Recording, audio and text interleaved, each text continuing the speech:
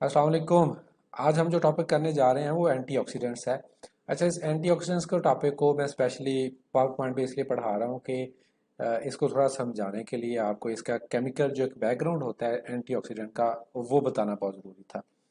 Antioxidant आपकी body में बहुत ही इंपॉर्टेंट रोल प्ले करते हैं। स्पेशली ये हमें बहुत सारी डिजीज़ से बचाते हैं। जो फ्री रेडिकल्स होते हैं उनको बॉडी में कैप्चर करते हैं। आप यहाँ पे जिस तरह की आप डेफिनेशन देख सकते हैं, substances that are able to neutralise reactive molecules that is free radicals and reduce oxidative damage. थोड़ी सी टेक्निकल आपके लिए डेफिनेशन है। मैं इसमें आपको फ्री रेडिकल भी समझाऊंगा क्या होता है और ऑक्सीडेटिव डैमेज क्या होता है वो भी समझाऊंगा आपको, ठीक है। अच्छा, अब इसमें result of metabolic process and environmental sources, ठीक है। ये एंटीऑक्सीडेंट नॉर्मली बॉडी के अंदर से ही आपका जो है वो जब हम फूड लेते हैं तो उसके नतीजे में हमें एंटीऑक्सीडेंट्स हासिल होते हैं। और जो फ्री रेडिकल्स हैं वो बॉडी के अंदर ही प्रोड्यूस हो रहे होते हैं, वो मेटाबॉलिक प्रोसेस का एक आउटकम है।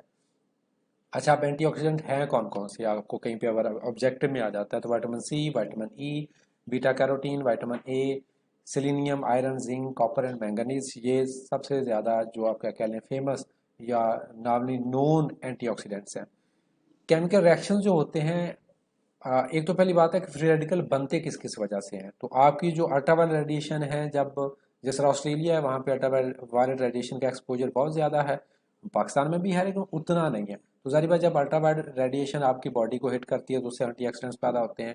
पोllutants जो आपकी बॉडी में जब आप जाते हैं, अगर आप स्मोकिंग कर रहे हैं या कार्बन डाइऑक्साइड या अदर पोllutants जब आप की बॉडी में जा रहे होते हैं, आपके लंग्स में जा रहे होते हैं, तो वो भी एंटीऑक्सीडेंट्स पैदा करते हैं। इस तरह स्ट्रेस में जब आपकी बॉडी होती है तो बॉडी प्रॉपरली वर्क नहीं कर रही होती। पुअर न्यूट्रिशन, अगर आपकी डाइट प्रॉपर नहीं है, तो ये वो फैक्टर्स हैं जिसकी वजह से आपके क्या होते हैं, फ्री रेडिकल्स बनते हैं। जो फ्री रेडिकल्स बनते हैं तो उससे नुकसान क्या होते हैं, आपकी ये एक स्लाइड ही ओवरऑल एंटीऑक्सीडेंट्स को एक्सप्लेन कर रही है। तो उससे कैंसर होता है, एजिंग होती है, हार्ट अटैक भी हो सकता है, डायबिटीज, डर्माटाइटिस और अदर हेल्थ डिजीज भी इसकी वजह से हो सकती हैं। Now what is free radical? Free radical is an atom that has lost an electron and is left with an unpaired electron। अच्छा, केमिस्ट्री के अंदर एक आप याद रखें एक प्रोसेस है, आपने केमिकल बॉन्डिंग के अंदर भी पढ़ा है कि जो एटम्स होते हैं उनकी कोशिश होती है कि वो अपना आउटर मोर शेल कंप्लीट रखें। फर्स्ट कि अगर हम हाइड्रोजन की बात करते हैं तो हाइड्रोजन के आउटर मोर शेल में मैक्सिमम 2 इलेक्ट्रॉन आ सकते हैं। अब हाइड्रोजन के आउटर मोर शेल में अगर 1 इलेक्ट्रॉन है तो वो क्या होता है कि वो दूसरी एक हाइड्रोजन के साथ मिलकर अपना ये बॉन्ड बना लेती है। अगर अकेली हाइड्रोजन हो, फर्स्ट के जिस तरह ये एक में हाइड्रोजन बना रहा है और उसके पास 1 इलेक्ट्रॉन है, तो ये अकेली हाइड्रोजन फ्री रेडिकल है, क्योंकि ये हाईली रिएक्टिव है, इसको कोई ना कोई चीज़ चाहिए रिएक्शन करने के लिए। इसी तरह फर्स्ट की अगर आप बात करते हैं कोई भी नॉर्मल, जिस तरह ये ऑक्सीजन अगर एटम है तो ऑक्सीजन के एटम में दो, दो चार, दो छः, दो आठ, ठीक है। अब टोटल अगर देखते हैं आपके पहले, ये वो एग्जैक्ट केमिकल कन्फिग्रेशन इसकी नहीं बनाई हुई। ऑक्सीजन में अगर आप देखते हैं कि पहले ऑर्बिट में 2 इलेक्ट्रॉन होते हैं और उसके बाहर वाले ऑर्बिट में 6 इलेक्ट्रॉन होते हैं। दो, दो चार, दो छः, ठीक है, टोटल 8 हो गए।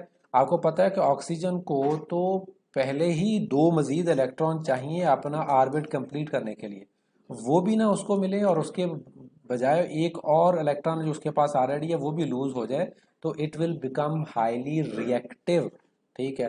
तो ये इसको हम बोलेंगे फ्री रेडिकल, ठीक है।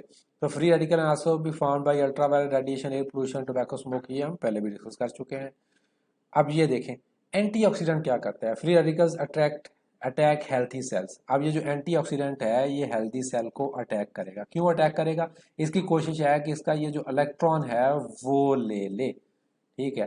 तो वहां पे एंटीऑक्सीडेंट क्या करता है, एंटीऑक्सीडेंट ऐसे कंपाउंड्स होते हैं जिनके पास एक्सेसिव या सरप्लस इलेक्ट्रॉन्स होते हैं, वो फौरन ये इलेक्ट्रॉन इसको दे देते हैं। जब ये इलेक्ट्रॉन इसको दे देते हैं तो वो रेडिकल फ्री रेडिकल नहीं रहता, बल्कि वो क्या हो जाता है, वो स्टेबल हो जाता है, न्यूट्रल हो जाता है।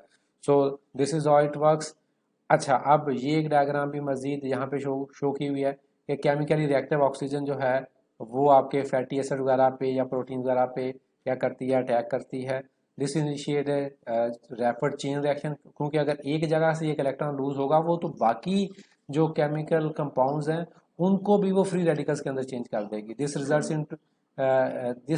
Is injury to tissues and the formation of more free radicals, मजीद फ्री रेडिकल्स बनेंगे जो कि आपके मेम्ब्रेन लिपिड सेल्स को, डीएनए को और ब्लड के अंदर जो कोलेस्ट्रॉल वगैरह है उसको भी वो क्या करेंगे, डैमेज करेंगे। इसका एंड रिजल्ट क्या होगा, कैंसर होगा, हार्ट डिजीज होगी। अगेन वही डायग्राम है जो हमने पहले शुरू में किया। अच्छा, ये डायग्राम थोड़े डिफरेंट अंदाज में आपको यहाँ पे एक्सप्लेन कर रही है। अगर यहाँ पे दरमियान में एंटीऑक्सीडेंट आ जाए, देखें ये विटामिन ई लिखा हुआ है, जब ये एंटीऑक्सीडेंट आ जाएगा दरमियान में, ये उस चेन रिएक्शन को क्या कर देगा, स्टॉप कर देगा। So this is how antioxidant works. तो एंटीऑक्सीडेंट क्या करते हैं, वो आपका जो फ्री इलेक्ट्रॉन जहाँ पे उसको चाहिए होता है फ्री रेडिकल को, वो उसको पे कर देता है। Defending against free radical, two antioxidant vitamins the body use are in defence of free radicals are vitamin E and C, ये ज़्यादा यूज होते हैं।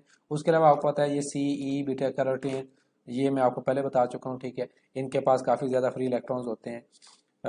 अब विटामिन एंड मिनरल्स और फाइटोकेमिकल्स, ये डिफरेंट आपके एंटीऑक्सीडेंट्स हैं। ये क्या करते हैं, ये आपके फ्री रेडिकल्स को बॉडी में रिड्यूस करते हैं। किस तरह से, एक तो फ्री रेडिकल की फॉर्मेशन को रोकते हैं, जो ऑलरेडी फ्री रेडिकल बने होते हैं उनको डिस्ट्रॉय करते हैं। स्टिमुलेटिंग एंटीऑक्सीडेंट इंजाइम एक्टिविटी उसको करते हैं। रिपेयर ऑक्सीडेटिव डैमेज, जो पहले ऑक्सीडेटिव डैमेज हो चुका होता है, मिसाल के तौर पर पहले अगर कोई कोलेस्ट्रॉल जो है उसकी ऑक्सीडेशन हो चुकी है, मतलब वहाँ से फ्री इलेक्ट्रॉन अगर ऑक्सी जो अपना सॉरी फ्री रेडिकल ने वहाँ से अगर इलेक्ट्रॉन ले लिए हैं, तो ये उसको वहाँ पे उनको भी इलेक्ट्रॉन प्रोवाइड करेंगे और उसको डैमेज कर रिपेयर करने की कोशिश करेंगे जो भी डैमेज होगा। स्टिमुलेटिंग रिपेयर इंजाइम एक्टिविटी, तो अगर इंजाइम्स का कोई डैमेज हुआ तो उसको भी जो है वो रिपेयर करने की कोशिश करेंगे। अगेन वही फ्री रेडिकल जो कि बार बार मैं यहाँ पे आपको दिखा रहा हूँ ताकि आपको याद करने में आसानी हो जाए, ठीक है। ये आपके इंपॉर्टेंट फ्री रेडिकल्स है। अच्छा, अब benefits of eating oxidant rich foods. अच्छा, ऑक्सीडेंट रिच फूड्स क्या हैं? एक तो पहली बात याद रखें, जब भी फूड की बात आती है तो हमेशा बैलेंस डाइट का इस्तेमाल करना चाहिए। आई मीन टू से कि आप जितने भी मैक्सिमम किस्म के आपके फ्रूट्स एंड वेजिटेबल्स अवेलेबल हैं उसको आप यूज़ करें। लेकिन जिस तरह वेजिटेबल्स हो गई, ठीक है, फिर उसके बाद नट्स हो गए, ठीक है, एप्पल हो गया, ठीक है, और उसके बाद टोमेटो हो गया, इनके अंदर आपके एंटीऑक्सीडेंट जो हैं वो ज़्यादा होते हैं। टी के अंदर भी एंटीऑक्सीडेंट्स आपके मौजूद होते हैं। तो एंटीऑक्सीडेंट एक तो यह है कि तमाम डिजीज़ों से बचाते हैं, उसके अलावा ये आपके किडनी के फंक्शन को सपोर्ट करते हैं, डेंटल हेल्थ को बेहतर करते हैं, रिप्रोडक्टिव हेल्थ को बेहतर करते हैं, नर्वस सिस्टम को प्रॉपर फंक्शनिंग में रोल प्ले करते हैं। देयर आर लाइक ये जो चीज़ें यहाँ पे लिखी हुई हैं, इंप्रूव क्वालिटी स्लीप, उसमें भी ये रोल प्ले करते हैं। मतलब आपकी बॉडी में अगर एंटीऑक्सीडेंट नहीं है तो वो एक चेन रिएक्शन होता है कि बॉडी के तमाम किस्म के ऑर्गन्स को और तमाम किस्म के प्रोसेसेस को वो क्या करती है, हर्ट करती है। तो इस लिहाज से एंटीऑक्सीडेंट जो है वो बहुत ही इंपॉर्टेंट है। Thank you. तो फ्रूट एंड वेजिटेबल जो हैं यहाँ पे अगर कहीं पे आपको ऑब्जेक्टिव आ जाता है तो ये यहाँ पे लिखे हुए हैं, जैसे गोजी बेरीज है, ज़्यादातर बेरीज, कॉफ़ी और नट्स वगैरह जो हैं, ठीक है, ये आपके रिच सोर्सेज हैं, इनको आप इस्तेमाल करें। ये आज के इस लेक्चर के लिए इतना ही। थैंक यू, अल्लाह हाफिज़।